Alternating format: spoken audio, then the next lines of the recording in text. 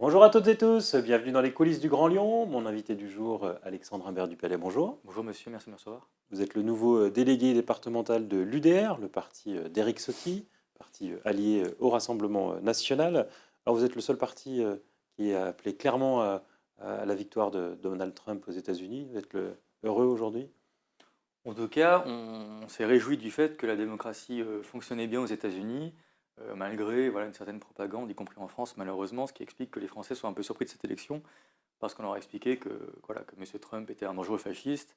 Alors il représente un des deux grands partis des États-Unis, qui est le Parti républicain, qui n'est pas un parti fasciste, et son élection en fait correspond au centre de gravité des États-Unis, et j'ai pas le souvenir que son mandat ait été marqué par des mesures particulièrement liberticides. Donc c'était simplement pour se féliciter de ce succès de la démocratie américaine et Vous d'inviter trouvez qu'il avait chacun, bien géré les États-Unis pendant son mandat, j'ai trouvé y en tout cas compris que la crise du Covid? l'économie, le Covid, vous savez, ça a été compliqué pour tout le monde. Je ne suis pas sûr qu'on ait, nous, une gestion parfaite, puisqu'on se retrouve aujourd'hui dans une situation de crise financière terrible à cause du quoi qu'il en coûte. Donc, si vous voulez, on a dépensé sans compter, et maintenant on fait face au mur de la dette, et on va être obligé de faire des coupes claires dans les services publics, y compris sur le budget des prisons, y compris sur le budget de la lutte contre l'immigration irrégulière. Donc, je ne pense pas que la situation française, on puisse se permettre de donner des leçons sur la gestion du Covid. Bon, question Euh, finances publiques, on pourrait quand même donner des leçons aux Américains finalement. oui, mais nous, on n'imprime pas nos billets. Donc, on n'a pas la même puissance économique. Donc on n'est pas dans une situation vraiment similaire. Le PIB français, c'est pas le PIB américain. D'ailleurs, il a complètement décroché. Et le poids des prélèvements obligatoires en France, c'est pas le poids des prélèvements aux États-Unis. Les États-Unis, c'est un pays de liberté économique, et c'est plutôt vers ce modèle-là qu'on doit tendre, je pense, que vers un modèle encore plus administré, encore plus communisant. Voilà, si on peut dire. Donald Trump aux États-Unis, est-ce que c'est vraiment une bonne nouvelle pour la France? Ça, c'est deux choses totalement différentes. On s'est félicité, pardon, de la vigueur, de la vitalité de la démocratie américaine. Après, le problème de Donald Trump, c'est America First. C'est pas Europe First ou World First. Donc chaque pays doit défendre ses intérêts, et je pense aussi que c'est un signal pour mettre un terme à la naïveté française et européenne d'être toujours un peu les bons élèves très naïfs de la mondialisation heureuse. Et la mondialisation, elle n'est pas heureuse pour tout le monde, elle n'est pas heureuse pour les classes populaires, pour les ouvriers, pour ceux qui travaillent, elle n'est pas heureuse pour les agriculteurs, elle n'est pas heureuse pour les gens qui se battent contre une concurrence parfois déloyale. Donc il faut reconstruire des barrières, des protections, des frontières aussi économiques, notamment aux frontières extérieures de l'Europe, afin de permettre à nos agriculteurs, par exemple, et à nos employés, nos PME, toutes les entreprises de France, de se battre à armes égales avec les autres entreprises d'Europe et du monde. Donc je pense que c'est un appel à cesser un peu cette naïveté qui caractérise la position française sur l'Europe depuis trop longtemps. On veut être les bons élèves, y compris quitte à sacrifier voilà, nos secteurs économiques, nos fleurons industriels et nos agriculteurs. Donc je pense que c'est un réveil européen. C'est d'ailleurs la position qu'ont pris à peu près tous les euh, leaders politiques, y compris le président de la République. Ce qui m'étonne, c'est que dans leur réaction, ils ne parlent jamais de la France. Je trouve ça dommage. Face à quelqu'un qui nous dit America First, on entend dans la bouche du président de la République française. M. Macron n'est pas encore le président de l'Europe, peut-être que c'est son destin ou c'est ce qu'il souhaite faire. Mais il est président de la France, et dans ses réactions, il ne parle pas de la France, il parle que de l'Europe. Donc c'est surprenant, je comprends ce qu'il dit, hein, mais c'est une interrogation, et je ne suis pas sûr que la leçon, si on peut en avoir une, des élections américaines était retenue. C'est-à-dire que les gens aspirent à un enracinement, à du patriotisme, c'est pas un gros mot. Défendre ses intérêts dans la concurrence internationale, c'est pas un gros mot. S'occuper des classes populaires, c'est pas un gros mot. Voilà. Parmi les urgences pour l'Europe, pour les différents pays européens, il y aura peut-être la question de la défense de l'Ukraine. Vous avez vu que l'Allemagne réfléchit à réintroduire un service militaire obligatoire. C'est une bonne piste. Tout à fait.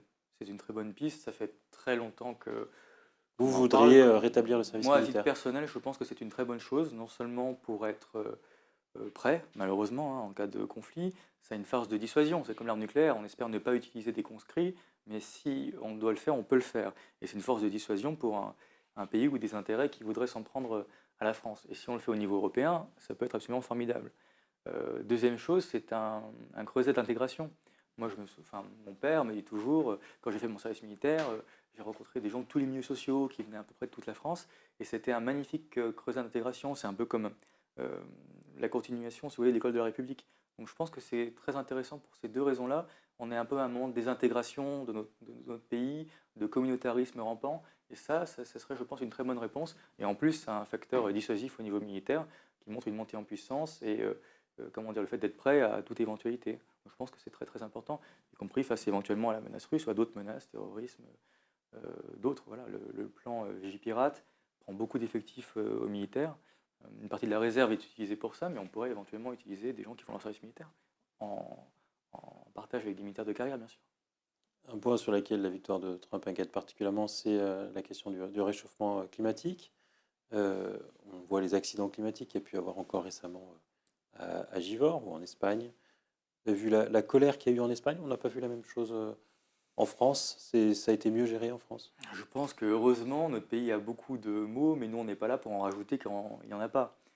Je pense que l'État français tient encore bon, que la contrepartie de nos prélèvements obligatoires absolument délirants, c'est qu'on a, malgré tout, un service public qui existe encore, et on n'a pas eu effectivement les carences assez incroyables qui ont pu exister dans la région de Valence, en Espagne.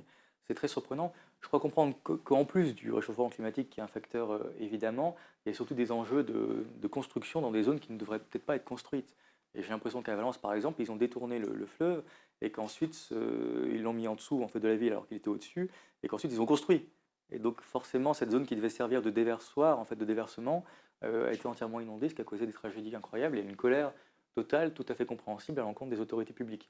En France, on n'en est pas là, les inondations étaient catastrophiques, il n'y a pas eu de mort, heureusement, à Givors. En plus, il y a une solidarité qui s'est mise en place. Écoutez, moi je ne vais pas ajouter, voilà, c'est des situations tellement difficiles que je pense que parfois le politique doit savoir se mettre un peu en retrait.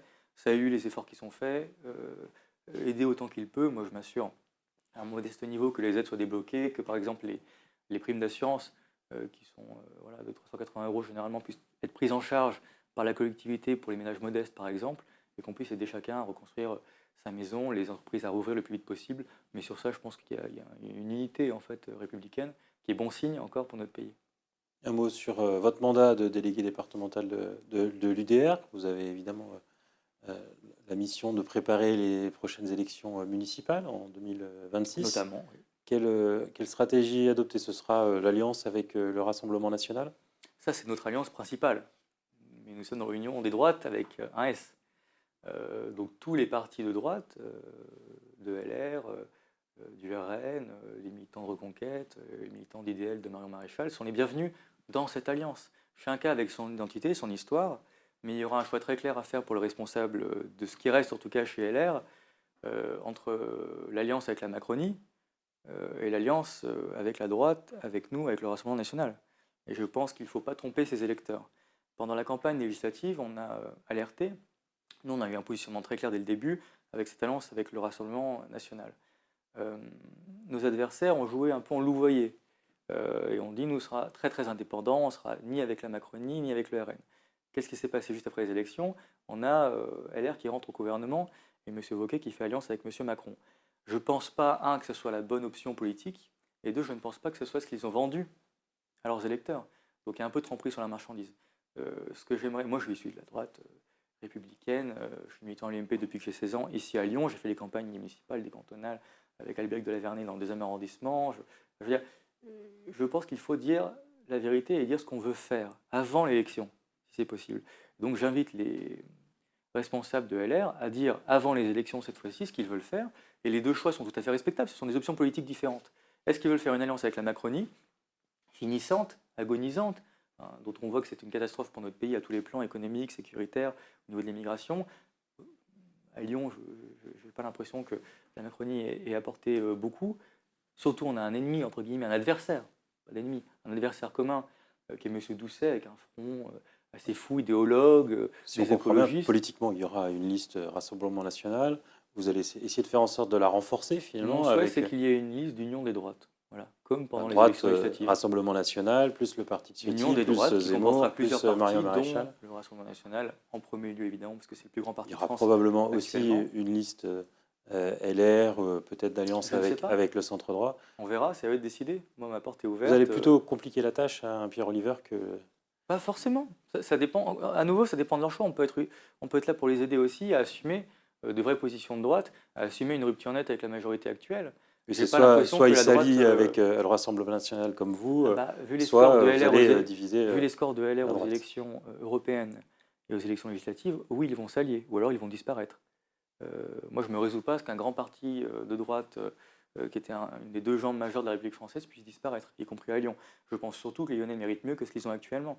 On a un problème de sécurité à Lyon qui est incroyable, on a un problème commercial à Lyon avec la zone à faible émission, qui est en fait une zone à forte exclusion. Je veux dire, on va dire aux gens qui viennent travailler à Lyon, aux Lyonnais qui parfois ont des familles, c'est pas un crime, qui parfois sont handicapés, c'est pas un crime, tout le monde ne peut pas se déplacer en trottinette électrique. Donc si vous voulez, il faut avoir une politique un peu plus modérée, un peu plus concrète. Lyon, c'est une ville qui de tout temps s'est caractérisée par cette modération, par un côté très concret. Gérard Collomb, c'était un très grand maire de Lyon, c'était quelqu'un qui venait de la gauche. Il a su construire avec les entrepreneurs lyonnais, avec le patronat lyonnais, une politique économique incroyable qui a fait de Lyon un des grands pôles économiques européens.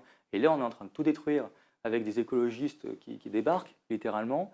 M. Doucet a découvert la ville plus âgé que moi, vers 36 ans, je crois. C'est pas grave, Lyon est une ville très accueillante, mais il faut connaître un peu l'ADN de cette ville, savoir que c'est une ville qui est faite de modération. On n'impose pas aux Lyonnais des choix idéologiques. M. Doucet, en plus, il a été élu par moins de 30% au premier tour des gens. Enfin, ça représente, je crois que c'est 5% de la population lyonnaise. Et là, il y a une pétition, par exemple, il a fait 30 000 voix au premier tour.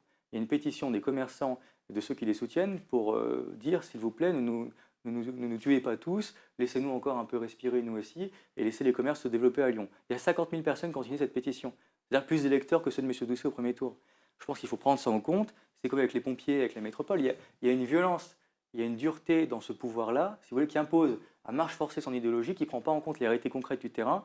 Sur la police municipale, c'est pareil, il y a beaucoup de chantiers concrets sur lesquels on peut avancer ensemble, et je pense que Lyonnais méritent mieux, et méritent en tout cas des gens modérés, qui connaissent l'histoire de leur ville, et qui ont envie de continuer son développement économique. Alexandre Imbert du Palais, je vous remercie. Merci à vous.